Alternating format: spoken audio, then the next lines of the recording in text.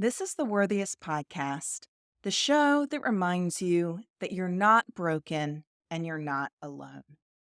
I'm Molly Shar, the founder of the Worthiest Project, and today we're talking about making changes we know we need, but might not be ready to make.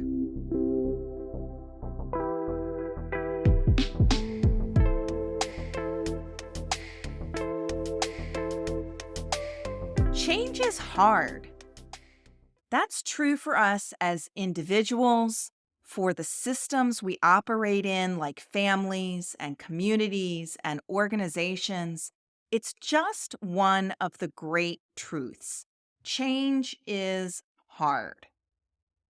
Today, I want to dig into why change is so hard and then talk about how we prepare ourselves for change. So, this is partially about what makes us not want to change and what makes us want to change, but it's also about how ready we are to change, because it's that last piece that can trip us up the most. This is something that comes up again and again as I work with people. It comes up around the painful situation of being burned out and the changes that need to be made to get themselves out of that situation and to begin to take better care of themselves. It also comes up when we talk about relationships and family and career, and it is just so common for people to say they recognize that they need to make a change. But then as we get into it, it becomes clear that they aren't actually in a place where they are ready to make a change. So let's start by understanding a bit more about why change is so hard. From a historical perspective, it's only been in the last few generations that we experienced a lot of change in our lives. A few hundred years ago, we grew up in the same place where our parents grew up, probably did the same type of work our parents did, knew basically the same things our parents did, believed the same things our parents did. So when there was a change, it was generally a disruption to our lives and not usually a good one. And of course, we live in a completely different age now. Everything around us is changing all the time, from minute to minute, moment to moment.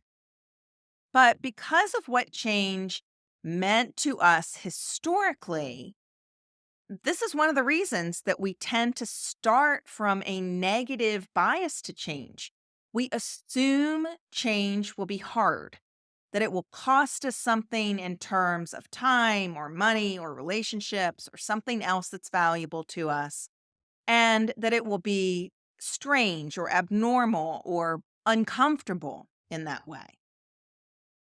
And here are some other ways that our mind by default is oriented to resist change. Our inner critic is a terrible motivator. Most of us can recognize to some degree that voice in our head that talks to us about changing in a very mean tone. It's the voice that tells us that we're stupid for doing something again, or that we're an awful person because we continue with an unwanted behavior, or that we don't deserve to be in a better situation. Sound familiar? One of the many problems with having that inner critic berating you is that it doesn't work. That voice does not compel you to change in the ways you want to change. Hasn't that voice been saying the same thing for years, for decades? It's like a broken record. And research backs up what we know from our own lived experience. It doesn't work.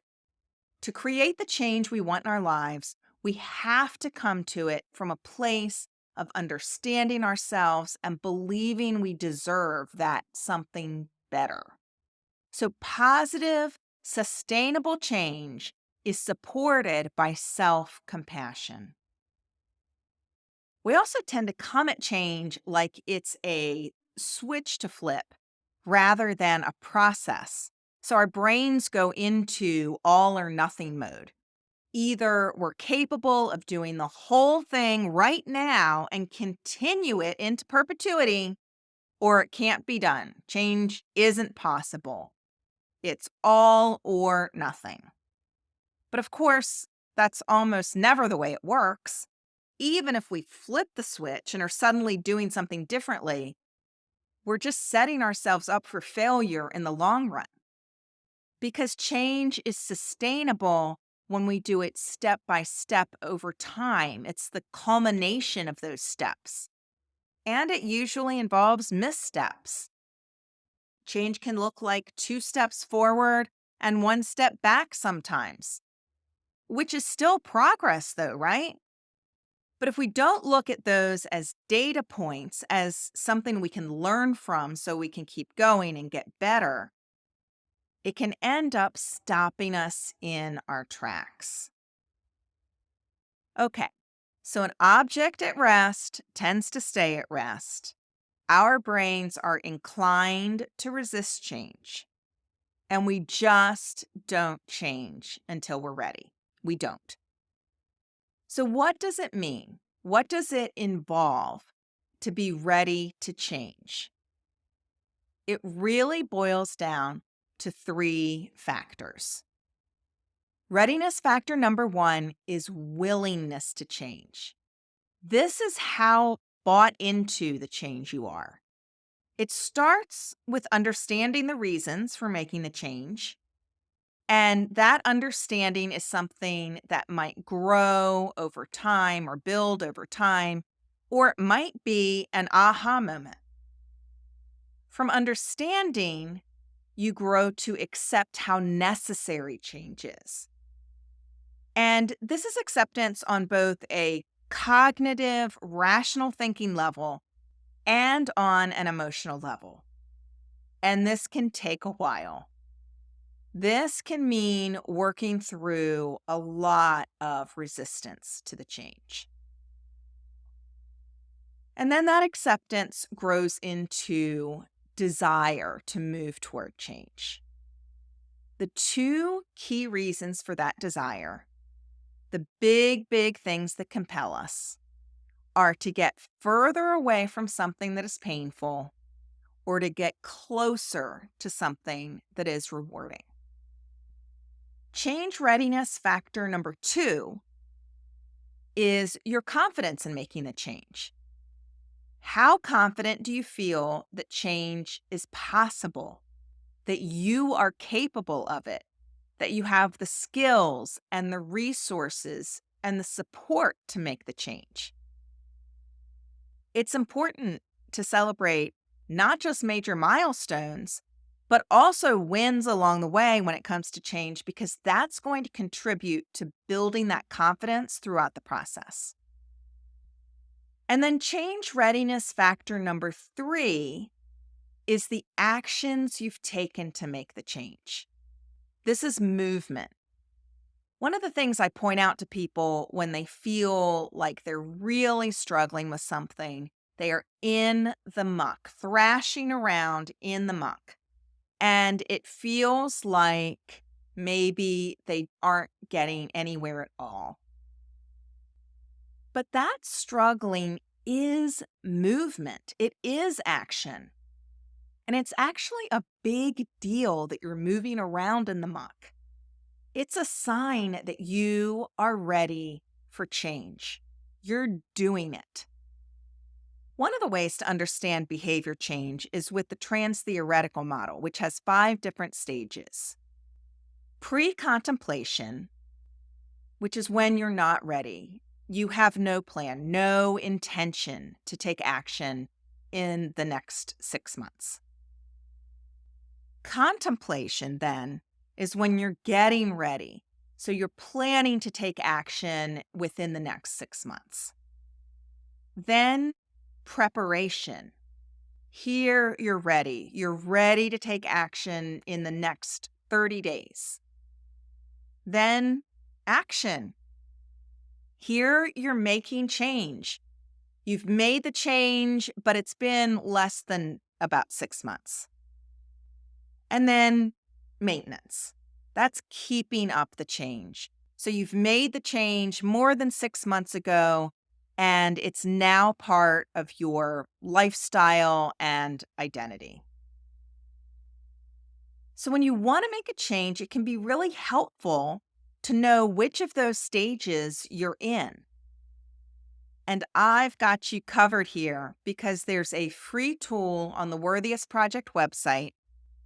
You can take a quick 5-minute quiz, and it will tell you where you are right now in terms of making that change. This is insight that you can use as you're contemplating change. Maybe you're not as ready as you thought. Maybe you're actually further along.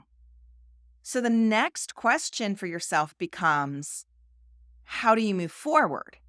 How do you become more ready, more equipped, more bought in, more confident, and taking more action? And again, thinking, what pain are you moving away from? Or what reward, what great thing are you moving toward? That's your why, your deep down motivation that you want to stoke throughout the change process. So, friend, let me invite you to spend 5 minutes on this quick quiz to see how ready you are to change. And let this information help you understand yourself a little bit better. See if it can move the needle a bit for you. And let it also inspire you to consider what tools or resources or support you might need to take you to that next stage of change. Because I'm right there with you, working on my own change. It's all part of the journey.